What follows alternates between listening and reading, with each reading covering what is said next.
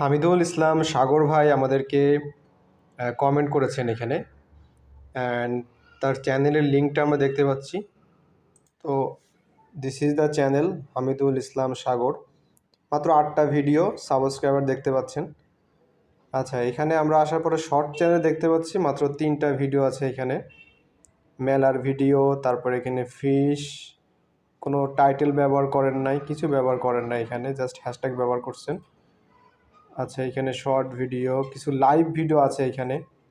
আচ্ছা, এখন এটা দেখানোর উদ্দেশ্যটা কি? উদ্দেশ্যটা হচ্ছে একটাই, এটা হচ্ছে আমরা যদি ইউটিউব থেকে আর্ন করতে চাই তাহলে অবশ্যই আমাদেরকে যে কোনো একটা টপিকে কাজ করতে হবে এবং ওটার উপরে কনসিস্টেন্টলি ভালো ভালো কন্টেন্ট তৈরি করতে হবে।